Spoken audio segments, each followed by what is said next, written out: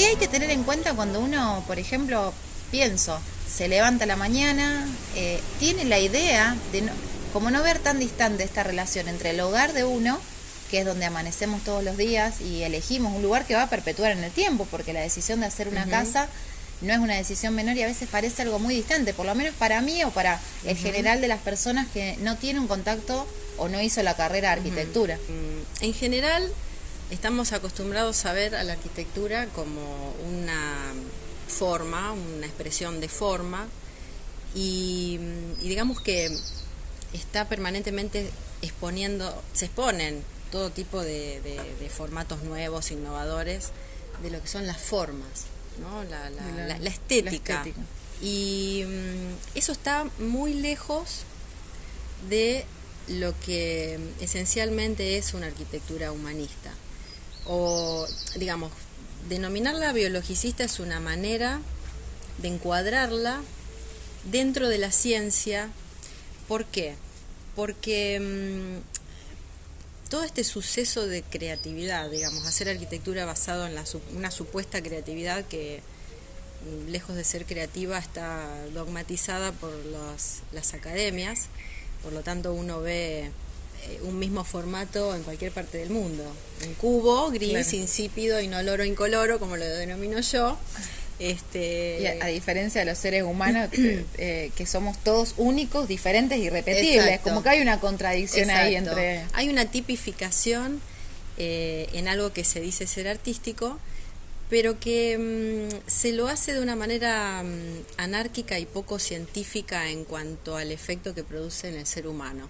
El ser humano es un ser sensorial, es un ser que tiene toda una memoria biológica, neurológica, desde su cerebro reptiliano, y cuando uno ejecuta un formato de diseño que está bajo esa especulación del impacto en el sujeto que va a habitarlo o que va a visitarlo, digamos que se basa en esas sensaciones, pero son sensaciones que hoy están basadas en una cierta agresividad, es decir, provocar vértigo, provocar no límites o provocar inestabilidad.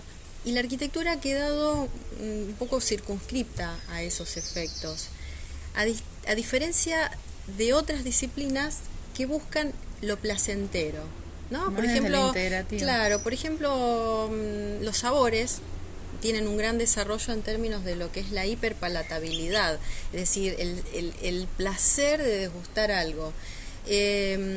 La textura, los colores, los olores. Vos comés un postrecito de estos industriales, que es, digamos, no es para vanagloriarlos ni mucho menos, porque son venenos, pero el diseño, en términos de cómo el cerebro activa un montón de sinapsis relacionadas al placer, claro, que inclusive son los mismos neurotransmisores que activa la cocaína, o sea que está directamente ligado a lo adictivo y lo opiáceo.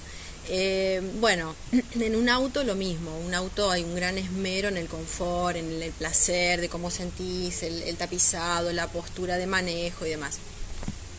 Y la arquitectura, curiosamente, lejos de ir para ese camino, va al camino opuesto, que es gestionar una rispidez, una alerta, es decir, un techo que se está por caer, una vista sobre un acantilado y el piso es vidriado. Cualquier tipo de espacio habitable humano tendría que corresponder con la tranquilidad, con la cohesión social, con la intimidad, con la tranquilidad de poder ejecutar alguna tarea o actividad y no que la arquitectura esté permanentemente intrometiéndose en esto que estoy haciendo yo.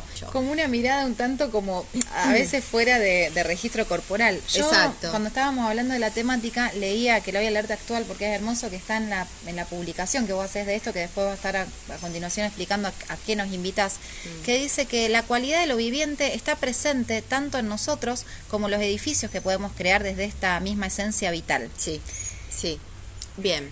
Ahí, eso me parece interesante, porque esa conjunción... Claro, y voy a explicar algo importante con respecto a esto. Hay un aparato interno nuestro que nos indica claramente por instinto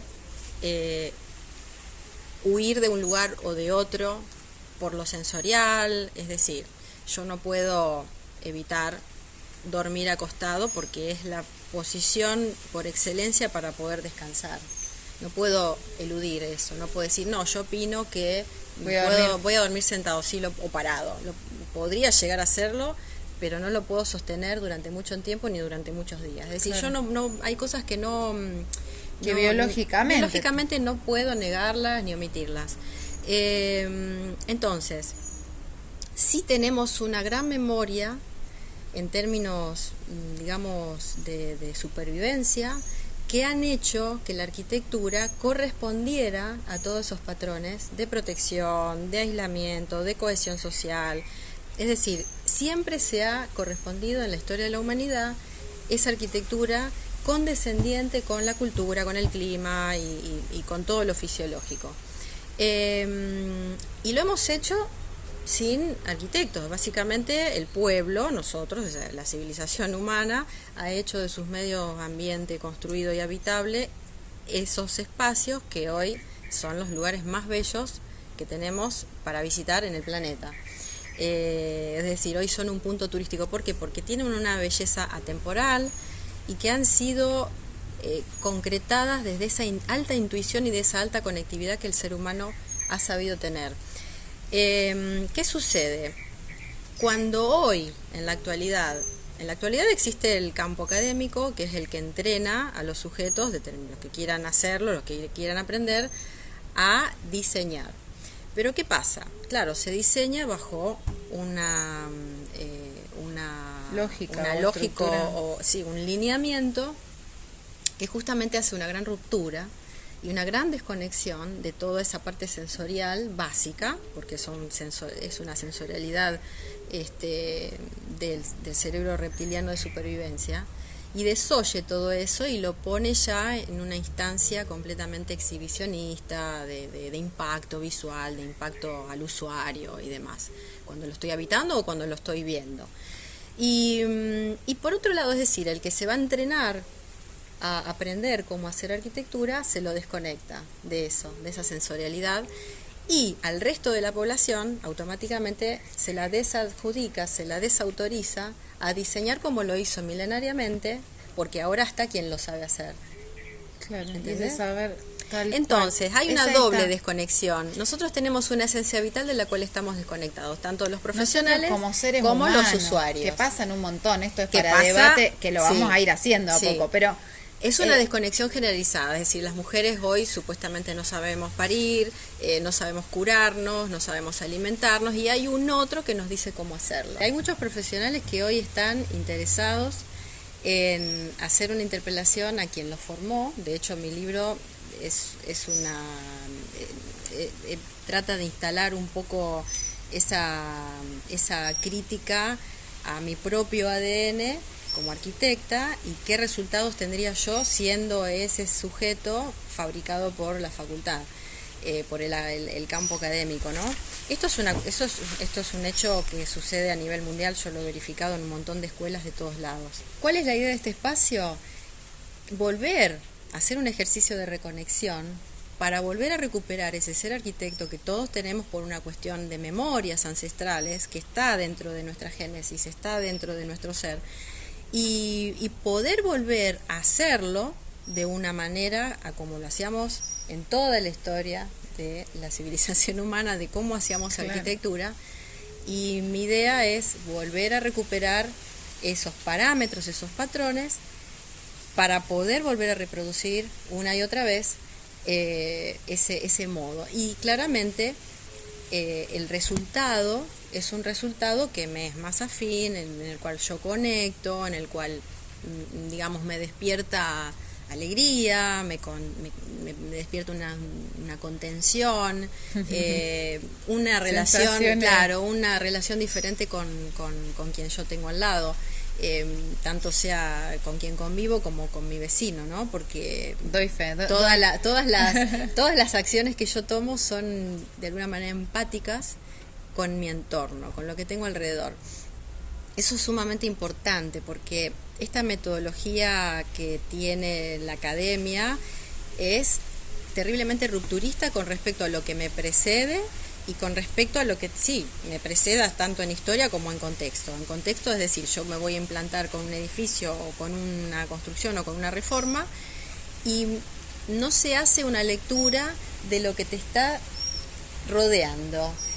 Es más, hay una necesidad de corte. No, y aparte de tirar muchas cosas, porque bueno, acá en la ciudad de Rosario puntualmente, por ahí cuando vemos que están haciendo tantas construcciones, eso, es decir, desmantelo, claro. O sea, saco, y creo que entiendo lo que decía, exacto, en ese sentido, es decir, poco registro. Si hay casas antiguas, bueno, hago una casa y la pinto de violeta. O si hay casas de vuelta, un contexto y armo un edificio completamente vidriado, posmoderno, con materiales high-tech, bien tecnológicos, y si hay casas bajas, hago una torre. Entonces, toda esa manera de intervenir el medio ambiente siempre es rupturista y es egoica, hedonista, porque el autor busca destacarse por sobre el resto.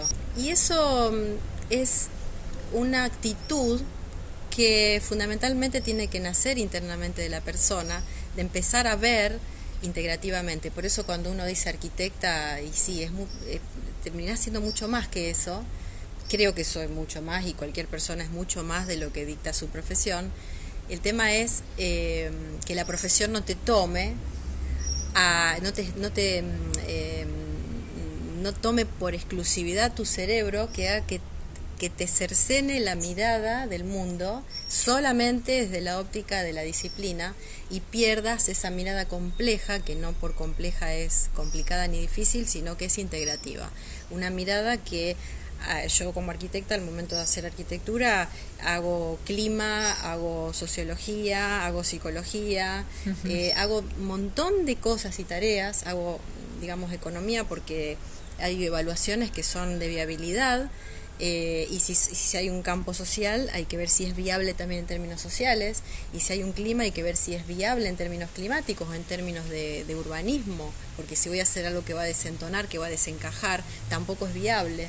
Es decir, es como cuando vos, por ejemplo, perdóname que te interrumpo, sí, pero como cuando vos aprendés gramática, es volver a recordar la gramática para tener una comunicación en términos arquitectónicos en los cuales todos hablemos el mismo idioma, y no hable el gueto un idioma y el resto de la población hable otro idioma, y tenemos una incomunicación total típica del no entendimiento entre una persona común y corriente que acude a un profesional, y que el profesional no puede apalancar todo su conocimiento para poder conectar con ese sujeto, no lo comprende, no lo entiende, y el usuario dice, no me entendió lo que yo quería.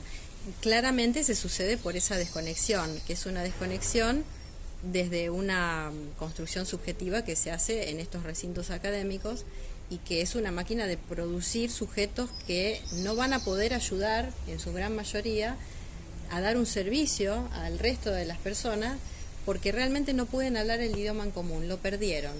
Al estar tan desvinculado la mirada interna, me parece que hay poco registro también de qué es lo que vemos cuando vemos. Exacto. Creo que funcionamos porque, bueno, eso, digamos, nos levantamos. Sí, se va haciendo que ver todo con por un inercia. proceso psicológico. Claro. Que es parte de lo que vas, o sea, registros internos, una de las partes del módulo. Exacto. ¿En cuántos módulos vamos? ¿En cuánto Básicamente son 3 módulos. Pero puede haber más módulos, porque claro, el último es el gran módulo en donde realmente empezamos a hablar de composición de texto. Es decir, yo primero aprendo gramática para luego hacer composición de texto. Entonces, el texto serían las composiciones espaciales que después van a venir como resultado de todo este aprendizaje. Digamos que vamos a ser nuestros propios arquitectos de nuestra vida para poder, porque es abierto a todos, digamos. Sí. La idea es que sea abierto a todos, porque me parece que es una gramática que tenemos que recuperar todos. Totalmente de acuerdo. Tanto el que fue preparado, que se le fue de alguna manera mermada, porque el chico cuando entra en la facultad entra con todo un saber, entra conectado, y luego entra dentro de un formato que le es ajeno y que no tiene nada que ver con su historia. Es decir, él ya no puede hablar el mismo idioma con su familia, por ejemplo. No puede hablar de lo mismo. está hablando otro idioma, y es el idioma del gueto, es el idioma que está, digamos, circunscrito a que lo entienden los que solamente pertenecen a ese cuerpo. Queremos ampliar la formación en este primer módulo, que es el primer paso en este camino de, yo digo, de recordar, ¿no? Porque es la memoria está ahí y hay que ponerla en evidencia. Y hay un número de teléfono que vamos a poner también abajo, donde se pueden ahí anotar y participar de esta... Claro, los curiosos y los que se animen se pueden comunicar ahí abajito y ya entramos a informarles bien todos los detalles. Y de ahí en adelante vamos a ver qué más va surgiendo de toda esta construcción de vida colectiva. Dale. Gracias. Nos vemos. Chau. Chau.